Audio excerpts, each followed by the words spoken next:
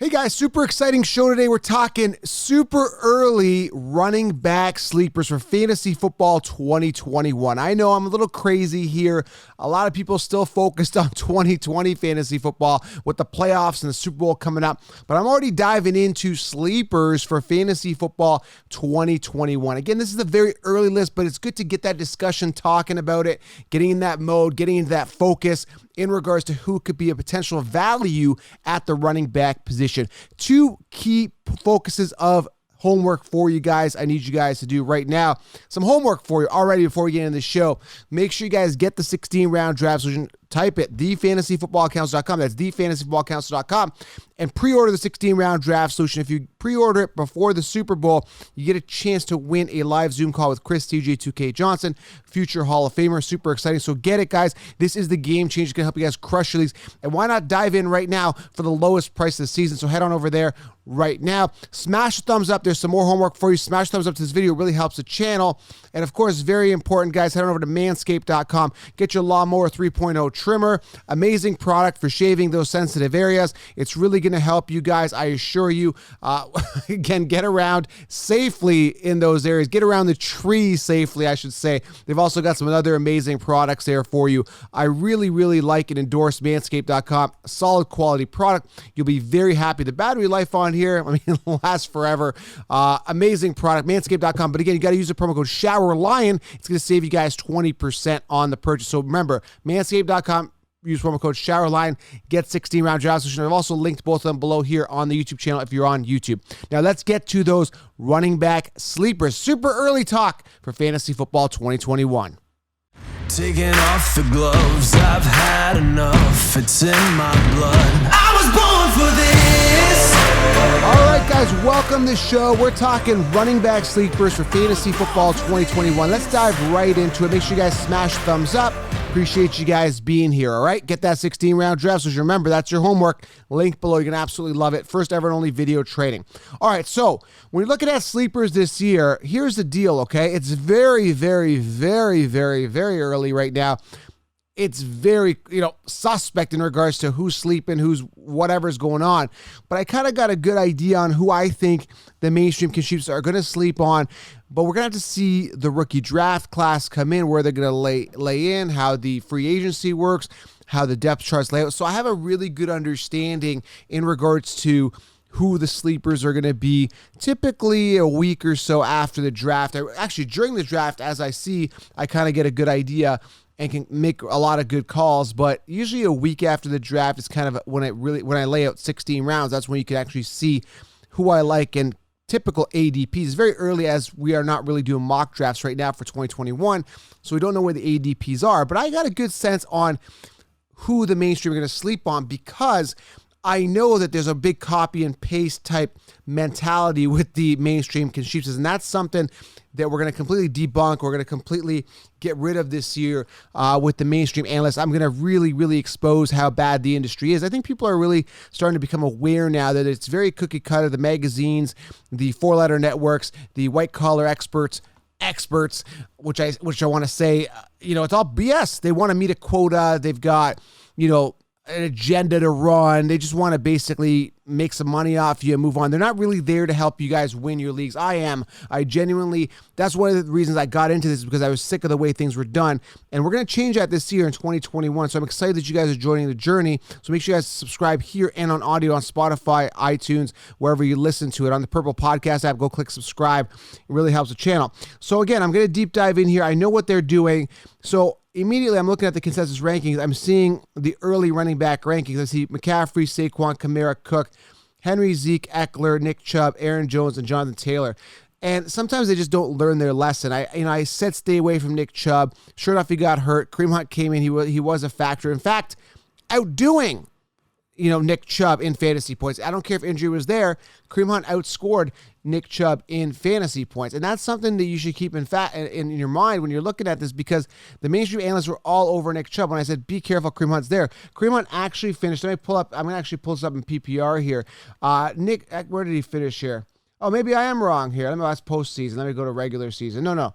So yeah, Kareem Hunt, I'm going to filter by running backs. Oh my goodness. Kareem Hunt actually finished 10th amongst running backs, 218 points. Nick Chubb, it was close, 207, finished 11th. But the mainstream are going to rank Nick Chubb in the top 10. And I understand he's a great runner and he could have a good season, but with Kareem Hunt there, I don't know if I want to invest a second-round pick on Nick Chubb yet again. So they're going to pick their favorites. They're going to pick those guys that are popular, the names like they did with Odell 3 years in a row, picking him first in the first round 3 years in a row, and then last year in the third round after they don't learn their lesson. They want to burn you every single year. So looking at like the sleepers this year, it's going to be tough, but I'm going to start off with my first sleeper, and the guy I'm going to talk about is Cam Akers, okay? The reason I'm going to go with Cam Akers is because a lot of people are going to be sleeping on him. So I can imagine the mainstream are going to have him ranked around 17th amongst running backs. That's where I see him right now. And they're going to be sleeping on him. Now, Cam Akers obviously didn't finish near the top. He finished like 45th amongst running backs in the rankings. Why do I like Cam Akers? Well, I like Cam Akers because he was a plug-and-play the past season. Should have been. He was pretty decent values around the 4th round ADP in 2020. But in 2021, I can get him still around the same range probably. Again, we don't know where the ADPs are, but I can imagine getting him as my third running back as part of a robust RB strategy and a guy that I think is going to get a ton of volume. Now, since that void with Todd Gurley, the Rams are looking for that guy to come in, be a plug and play. Now, he did get hurt early in the season with that rib injury. Who was it? Henderson kind of came in, but then they realized at the end of the season, especially in the playoffs, that Cam Akers is the guy there. Okay, now we saw volume increase significantly after week 13, which is really good. So you had 21 attempts in week 13, 29 in week 14, and it started going up, and then, 15 in week 15, and then 21 attempts in week 17. So we saw that he started to adapt that workhorse running back type load mentality, and as long as he stays healthy, we got ourselves a perfect scenario, perfect storm for a guy that's going to get that workload, and I think a lot of people are going to be sleeping on Cam Akers this season, a guy that's going to get for really good value. The Rams invested a second-round pick on the guy for a reason, okay? Now, again, he's only 21, 5'10", 217. He fits that mold in regards to a guy that I think is going to get that workload. He's strong, he's capable, and he's going to mature the second year. So I really like Cam Akers next year as a guy that is going to take that role and really run with it. Again, the mainstream, I was telling you guys, get this guy in the 4th round. Again, the injury kind of sidelined him, where the mainstream was really pushing Clyde Edwards-Helaire in the 1st round. Now, I like the ceiling, and I got to admit, I did like the ceiling of Clyde Edwards-Helaire, but I did warn against drafting Clyde Edwards-Helaire because of the fact that the Chiefs do throw the ball a lot. He was at a bit of a committee there. He was a rookie. There were so many question marks, but yet the mainstream were just loving the fact that he was drafted in the 1st round by the Chiefs, which I get the hype, I get the talent, but I still didn't see that. And the guy I was on over Helaire was Jonathan Taylor, and I was getting him at value in the 3rd round, and he ended up finishing 6th amongst running backs. So that's something to consider here is you got to think outside the box, okay? But Cam Akers is a guy that I absolutely love. Now, I would have put Jonathan Taylor here, but I know people are not going to be sleeping on him. This is a guy that I loved. We're going to talk about him in 16 rounds, how much I love Jonathan Taylor this upcoming year. But again, there's going to be a thorn of Marlon Mack, so you got to deal with that. So he's not a sleeper right now. I know the mainstream is going to love him. They're going to put him in their top 10, but might be sleeping on maybe 2nd, 3rd round. We'll talk about that as ADP goes. So the first guy, again, is Cam Akers. Second guy I want to talk about, I think the mainstream is going to sleep on him. I'm taking a look at some early rankings across some of these sites, just some of these BS sites that lie to you every year. And I think they're going to sleep on David Montgomery. I'm seeing David Montgomery sitting here at number 19 amongst running backs. Now, you're saying, well, Joe, they copy and paste. Why didn't they copy and paste David Montgomery over?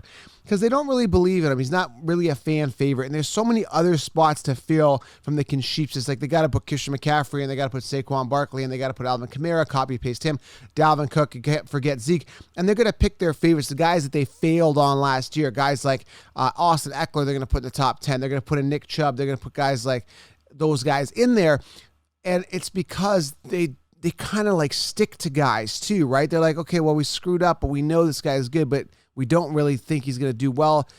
We didn't do well last year, but we think he's going to do well this year to kind of save face. But I really think there's other guys that are going to slide in the top 10 from what you're going to see as what could be a copy and paste top 10.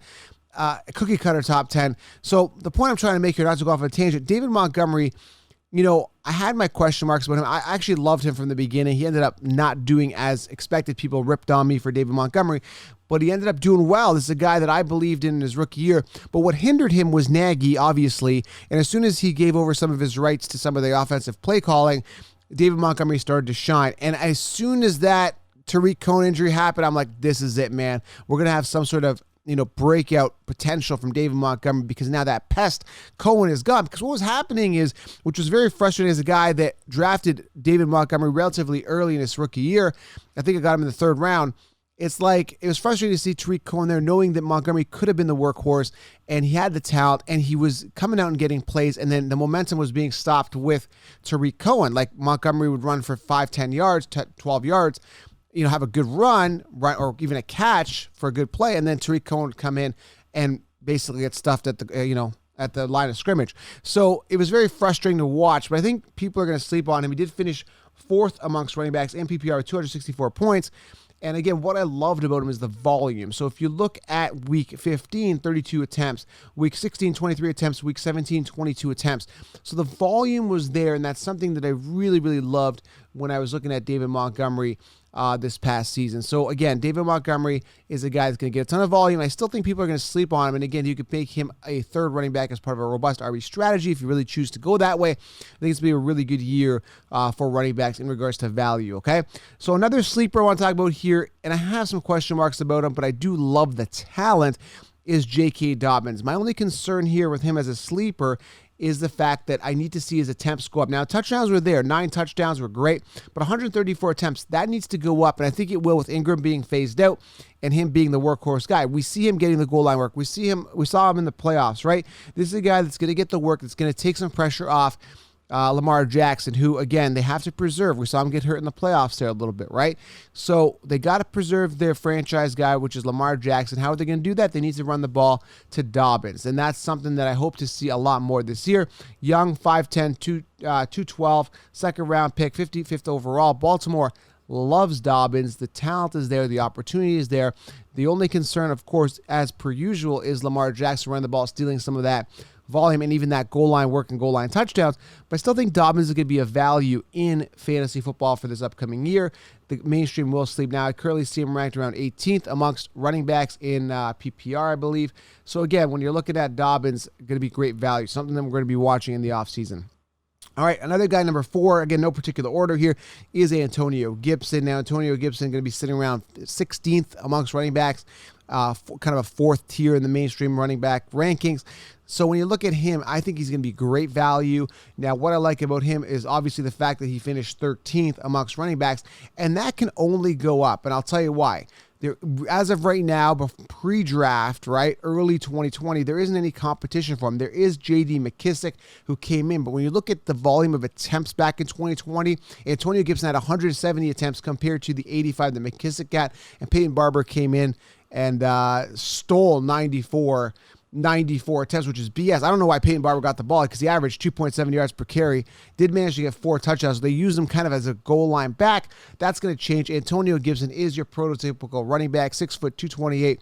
They love him. Washington loves him, and that's why they invested a 3rd round pick, and he was a steal in that draft. I think the talent is there. I think the hands are there. I want to see his receptions from 36 jump up as well. We know McKissick catching the ball in the backfield as well, so they're going to use him as, in the passing game, but hopefully if Antonio Gibson can come in, catch the ball more, that's going to be really, really exciting stuff here for the Washington football team in regards to using Antonio Gibson as a guy for their workhorse running back, okay? So it's very important to consider him as a sleeper, because I think the mainstream are going to be sleeping on him.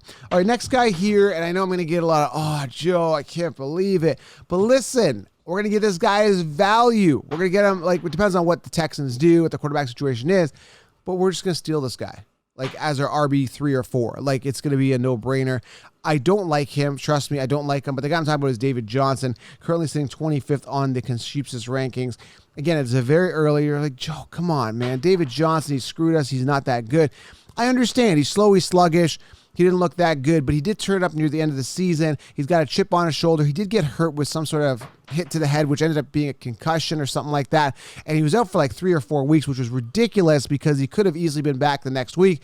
I've never seen someone go down with something that didn't look that big of a deal, and it turns out to be a big injury for like 3-4 weeks. So the guy looks frail. The guy looks sluggish. But again, if they do believe him, the Texans did invest in him. If he still continues to be the workhorse running back, they don't bring anyone else in, if he stays in the position that he's in, people are going to sleep on him. You get him as an RB3, RB4 with massive upside if he continues to go on the trend that he did near the end of the season. Now, people are cutting me up on him, but let's talk about this real quickly here. He finished 19th amongst running backs, missing, let me actually pull this up in PPR here. So David Johnson, where did he finish? He finished 21st in PPR amongst running backs, ahead of Clyde Edwards-Helaire. As much as you want to knock me about David Johnson, he actually beat Clyde Edwards-Helaire. The mainstream sheep had Clyde Edwards-Helaire coming off in the fifth overall, pretty much mid-first round. David Johnson was getting third, fourth round as a value, and he got hurt. So I know Helaire missed a couple games as well, but Helaire had one more game than Johnson, 13 compared to 12. David Johnson, 12 games, actually outperformed Clyde Edwards-Helaire, believe it or not, in fantasy points. So I don't care what you say. Got him for value. I mean, he sucked. It was my RB3, but it is what it is. So yeah, I still think he's a sleeper. I still think he's going to put up some points next year, but he's got to have a chip on his shoulder, man. I mean, he had the opportunity to perform this year and he didn't. So I am a little hesitant, but if he stays in the same situation he is now, volume will be there, the opportunity. And we saw that, season ending burst of fantasy points. I'd like to see that more. And just to put that in perspective here, I mean, he was playing Cincinnati, but he had 128 rushing yards in week 16. And if you look at week 17, 84 yards rushing and 36 yards receiving, only 18 points fantasy, but still over 100 scrimmage yards, 2 games in a row, actually 3 games in a row, because he had 106 receiving yards in week 15 as well, 27 on the ground. So 3 games over 100 yards scrimmage. That's a strong finish for a guy that you can get for an absolute steal because no one's going to be drafting him. David Johnson this year. Man, hard to trust. If you do get him, make sure you have 2 workhorse running backs ahead of him, and he is a value. That's it.